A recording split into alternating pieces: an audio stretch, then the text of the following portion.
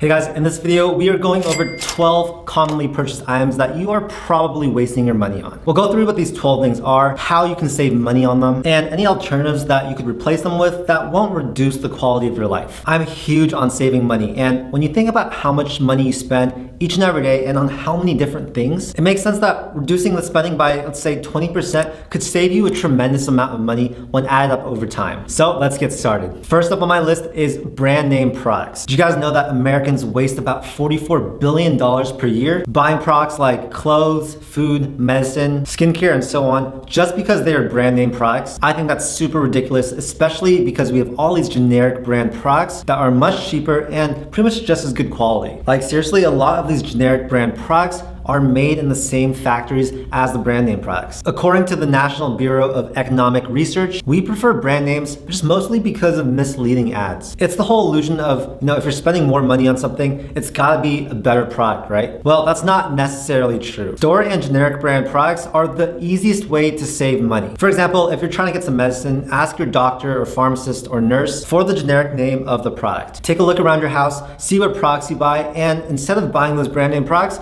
go to your favorite store and find that store brand product. I guarantee you it's gonna taste exactly the same, it's gonna save you at least a few bucks, and your wallet will be super happy. I pretty much always do this whenever I hit up the grocery store. I don't look at brand name products, I always look at the store brand or generic brand products. And yeah, seriously, you cannot tell a difference. The only difference you can tell is that you are saving money. All right, number 2 on my list is coffee. And most people get their daily drink from Starbucks or Dunkin' Donuts or something like that. Let's say your normal order at Starbucks is $5 and you go there 7 days a week. Well, in a week, that's $35 pretty much wasted on this coffee. And if you look at it over a whole year, that's a whopping $1,825. And if you get like a croissant or a muffin or something like that, your order goes up and you spend way more than that. And I know that the average American coffee drinker drinks over 3 cups per day. And guys, it doesn't seem like much when you're at Starbucks and you're just spending $5, but it really adds up. So while it is tempting to just be able to go to Starbucks and have someone else make your drink for you, it's not exactly easy on your pocket. Instead, save yourself a lot of money and invest in a coffee maker. They really ease the workload. You don't have to drive to Starbucks and you can make really good coffee straight from your home. Now, I'm not saying like never get Starbucks. That's definitely something you can do, but just think about it as a habit, right? You don't want to make going to Starbucks and dropping $5 on a single cup of coffee a daily habit. Make it maybe a once or twice a week thing. Cutting back on spending money at Starbucks or other coffee shops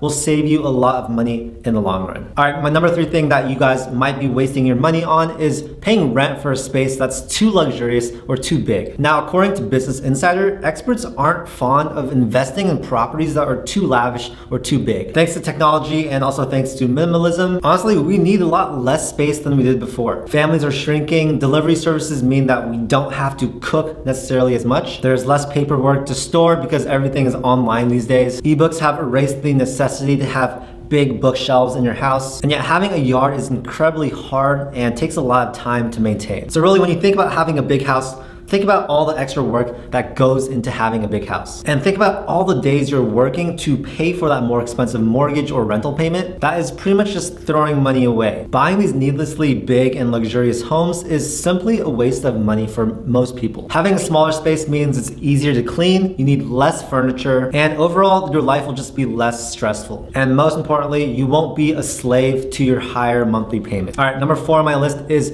full price groceries. My biggest hack for buying cheap groceries is to only buy things that are on sale. I bet you that 90% of the things that you want to buy will be on sale or at least some variant of it. The key is just to be very flexible and not be brand specific. For example, if you're trying to buy a type of meat, don't go in with a certain meat in mind. Just go in and find what's on sale and buy that meat for the week. Or go to the produce section with an open mind and just look for the produce that is on sale that week. The more flexible you are with your groceries, the more amount of money you can save. This works mostly at places like Vons or Ralph's or Albertsons, but doesn't really work for places like Trader Joe's that don't really have sales. I mean, Trader Joe's has pretty good prices and it's extremely convenient not to look for things on sale. But overall, if you want to spend less money and you are down to take that extra time to just find things that are on sale, big stores such as Vons or Ralph's, that's where you want to shop. And you guys, I know you can save over $1,000 per year when you just buy things on sale. This is how I've been doing my grocery shopping for the last like 10 or so years. All right, number 5 on my list is buying internet that is just way too fast. Now I know when you sign up for internet, they normally present you with at least a few options. It's always tempting to go with the fastest one because you see something like 1,000 megabits per second versus, let's say, 300 megabits per second, and you're like, whoa, the 1,000 one must be way faster. Well, the truth is, for most people, I'm talking like at least 95% of people, you absolutely do not need the fastest internet. Unless you're uploading like huge video files or streaming Netflix on like 10 different computers at once, the highest grade internet is just gonna be overkill. Now, it also depends on where you live because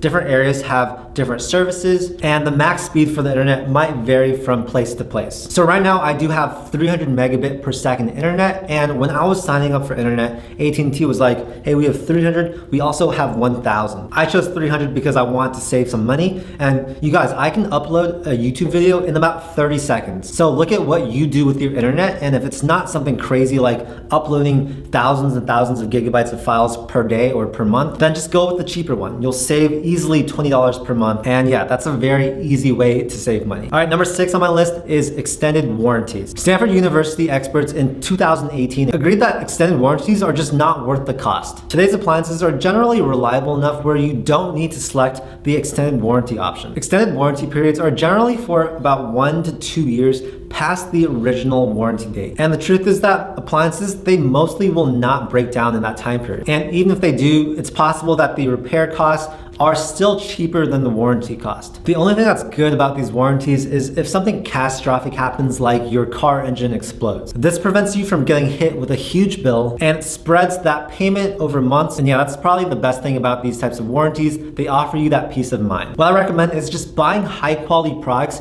from generous retailers. For example, Costco has a very generous return policy. I'm not saying to take advantage of that, but I am saying just look for these retailers that are a little bit more flexible in the returns. And to be extra safe, use a credit card with an extended warranty automatically built in. With that, you should not need an extended warranty. All right, number 7 is streaming services. Now, I will say that streaming services, they are way better than paying for the old school cable. However, there are so many different streaming services available now. For example, Netflix, YouTube Premium, Hulu, Disney Plus, where like if you sign up for all of these, then you're gonna be spending a lot of money per month that isn't necessary. Here's my advice. So test out all the streaming services that you are thinking about getting. And the top 2, those are the ones that you should get. I know that it's getting a little bit harder because a lot of these streaming services, they have original content that you don't want to miss out on. But come on guys, you probably know someone that has a Netflix account who can share it with you. So just do that. Right now, the only 2 streaming services that I pay for are Netflix and YouTube Premium. And that's because that's where 99% of the content I watch is. Figure out which 2 are the most useful and then just cancel out the other streaming services. It's gonna save you money, but it's also gonna save you time because, you know, watching TV, it's not the best use of your time and you could spend it doing a lot more productive things. All right, number 8 on my list is full price clothing. I know that when most stores release their brand new products for the season, those products aren't gonna be on sale and they're gonna be selling for full price. Now, there are 2 ways that you can do this. You can just wait for those prices to go down once that season is over, or you can simply just buy less clothes. I know a lot of people waste so much money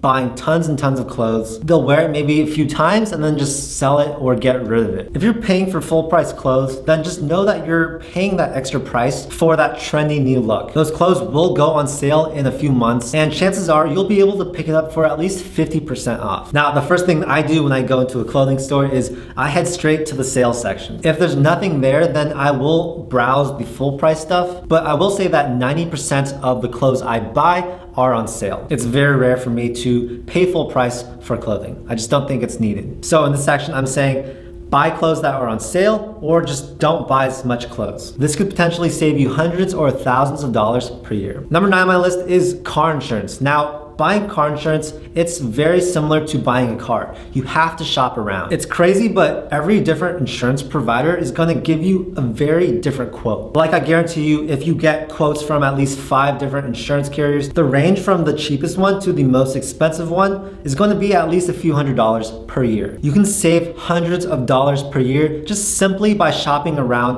when finding car insurance. And if you think it's not worth your time to actually go out and get multiple quotes, there are services that can do that that for you. A lot of people actually never switch their car insurance, or they just don't switch enough because they think it's too big of a hassle. But honestly, you guys, it's not a big hassle. In fact, I just switched insurance carriers for my car, and I'm saving about $500 per year for the same exact coverage. This literally only took about 30 minutes of my time, and most of that time was spent just being on hold. So definitely worth the time investment if you ask me. All right, number 10 on my list is buying bottled water. This is a pretty obvious one, but it's pretty crazy because the average American spends $17.47 per month on bottled water. That's $1.22 per gallon, which is about 800 times more expensive than just normal tap water. This is a super easy fix. All you have to do is buy a Brita or Pure water filter system, and that's gonna replace thousands and thousands of these really wasteful water bottles. It's gonna save you a lot of money, it's gonna save you time in actually going out to buy that water, and lastly, it is way better for the environment. All right, number 11 is late fees and interest payments. Did you guys know that 1 in 3 Americans are late in paying a medical, utility, or credit card bill? This can not only lead to negative consequences, such as, for example, getting your utilities cut off, but it can also lead to increased interest payments as well as affecting your credit score. The average credit card holder is about $7,000 in credit debt, and if they're only making minimum payments, they'll be subject to about a 20%